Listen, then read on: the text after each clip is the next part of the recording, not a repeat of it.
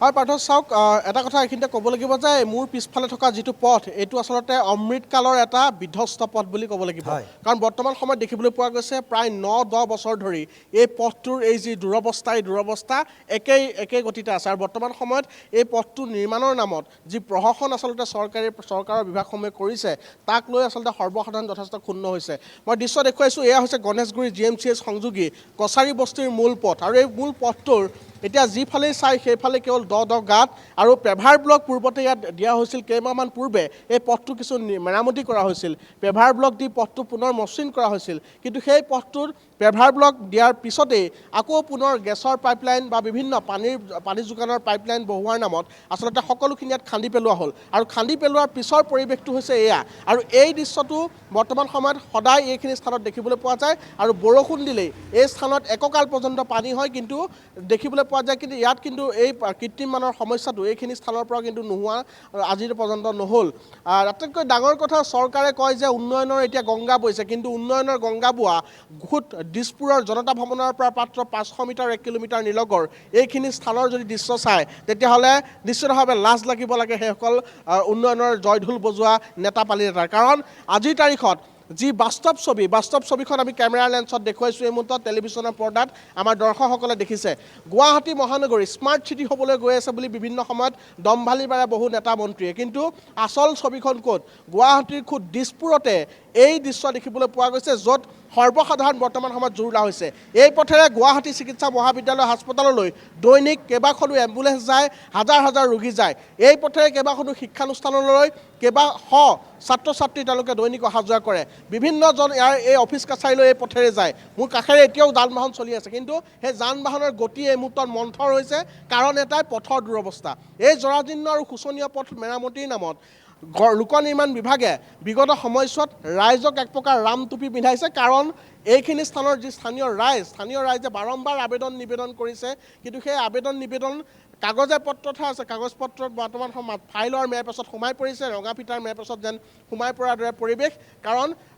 ৰাইজৰ যি আবেদন সেয়া কিন্তু গুৰুত্ব নিদিয়া বিভাগৰ বিষয়া কৰ্মচাৰীয়ে যাৰ পৰিপ্ৰেক্ষিতত এই পথটোৱেদি এতিয়া বৰ্তমান সময়ত কিছু যান জঁটৰ সমস্যা নাই যদিও এতিয়া দুই এখন যান বাহন আহিছে যদিও বা মন্থৰ গতিত কিন্তু যেতিয়া কাৰ্যালয়ৰ সময় হয় যেতিয়া স্কুল বা কলেজৰ যেতিয়া ছুটি হয় তাৰ পিছত আচলতে এক অভাৱনীয় পৰিৱেশ ইয়াত ভয়ংকৰ যান জঁটৰ সমস্যা হয় আৰু বৰষুণ দিলে এইখিনি স্থানত এককাল পৰ্যন্ত পানী হয় আৰু যিটো সময়ত দেখিবলৈ পোৱা গৈছে গুৱাহাটী মহানগৰীখনক কৃত্ৰিম মানমুক্ত কৰিবলৈ চৰকাৰে সপোন দেখিছে শ্লোগান আওৰাইছে কিন্তু সেই শ্লোগান বাস্তৱত পৰিণত হৈছে জানো পথৰ দুৰৱস্থাটো দেখিলে আপোনালোকে নিশ্চয় অনুমান কৰিব পাৰিব কেনে এক ভয়ংকৰ পৰিৱেশ আৰু আমি কেমেৰা লেন্সত যিমান দূৰ সম্ভৱ হয় আমি দেখুৱাব চেষ্টা কৰিছোঁ এই দৃশ্যটো সমগ্ৰ পথছোৱাত আচলতে বৰ্তমান সময়ত দেখিবলৈ পোৱা গৈছে আৰু ঠায়ে এই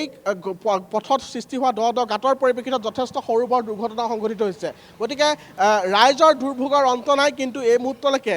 ইয়াত এই সমস্যাটোৰ সমাধানৰ ক্ষেত্ৰত আজি কোপতি কোনো ধৰণৰ ব্যৱস্থাপনা হাতত নল'লে কোনো এজন জনপ্ৰতিনিধিয়ে হওক বা বিভাগীয় কৰ্তৃপক্ষই হওক লোক নিৰ্মাণ বিভাগে এতিয়া চাওক এক আজব দৃশ্য মই দেখুৱাইছোঁ পথটো এই মুহূৰ্তলৈকে মেৰামতি কৰাই নাই পথটোৱে বিধ্বস্ত অৱস্থাত কাষতে এটা আকৌ নতুনকৈ নলা নিৰ্মাণ কৰিছে আৰু স্থানীয় ৰাইজৰ এটা অভিযোগ যে এই যি নলা ইয়াত নিৰ্মাণ কৰা হৈছে নলাটো আধাতে আচলতে শেষ কৰি দিয়া হৈছে অৰ্থাৎ নলাটোৱেদি যি সময়ত পানী যি বাৰিষা হ'লে বা বৰষুণ হ'লে পানী যি বৈ যাব লাগে কাষতে থকা GS ৰক্ষা কৰিবলৈ হেনো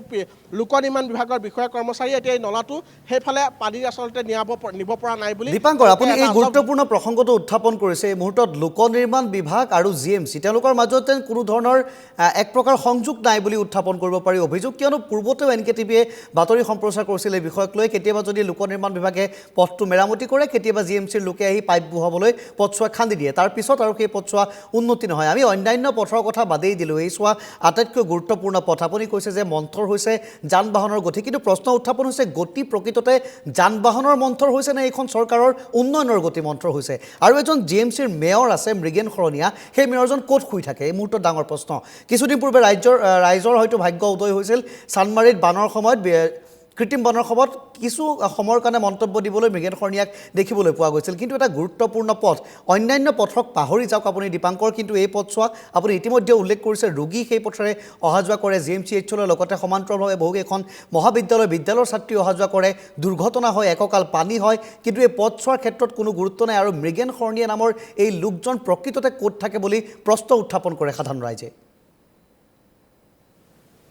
হয় পাৰ্থ মই প্ৰথমে এটা কথা ক'ব বিচাৰিছোঁ আপুনি যিটো কথা উল্লেখ কৰিছে আচলতে লোক নিৰ্মাণ বিভাগ আৰু GMDA তেওঁলোকৰ মাজত কোনো ধৰণৰ সমন্বয় নাই সম্পূৰ্ণৰূপে সমন্বয়হীনতাত ভুগি আচলতে বৰ্তমান সময়ত এই দুটা বিভাগ চলি আছে আমি যেতিয়া প্ৰশ্ন কৰোঁ লোক নিৰ্মাণ বিভাগক তেতিয়া লোক নিৰ্মাণ বিভাগে GMDলৈ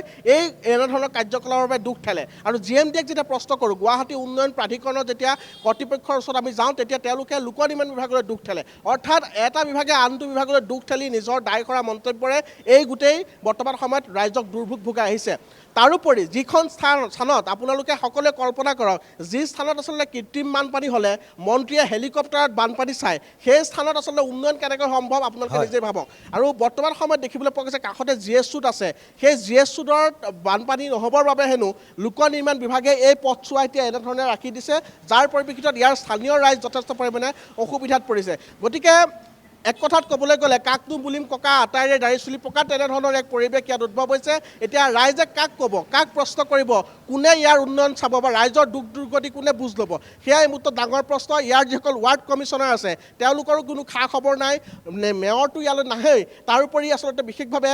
মন্ত্ৰী হওক বা ইয়াৰ স্থানীয় বিধায়কে হওক এই সমষ্টিৰ স্থানীয় বিধায়কে হওক কাকো আচলতে ৰাইজে দেখা পোৱা নাই অৰ্থাৎ তেওঁলোক এই মুহূৰ্তত AC কোঠাত আৰামত তেওঁলোকে বহি আছে শুই বহি দিন কটাইছে কিন্তু ৰাইজে জমৰ যাতনা ভুগিছে যিখন বাস্তৱ ছবি মই দেখুৱাইছোঁ স্কুল কলেজৰ ছাত্ৰ ছাত্ৰী আহিছে এইখন ৰিক্সা চাওক কেনে বিপদজনক অৱস্থাত আহিছে যাত্ৰা কৰিছে ইয়াত এটা গাঁতত যদি ৰিক্সা এটা চকা পৰি যায় তিনিচকীয়া এখন বাহন যিকোনো মুহূৰ্তত দুৰ্ঘটনা সংঘটিত হ'ব পাৰে গতিকে এই ধৰণৰ দৃশ্য এতিয়া সুলভ হৈ পৰিছে গুৱাহাটী মহানগৰীৰ ঠায়ে ঠায়ে আৰু যেতিয়া এটা দুৰ্ঘটনা সংঘটিত হয় তেতিয়া কিন্তু প্ৰশাসনৰ লৰা ধপৰা দেখিবলৈ পোৱা যায় প্ৰশাসনৰ ব্যাপক তৎপৰতা দেখিবলৈ পোৱা যায় এতিয়া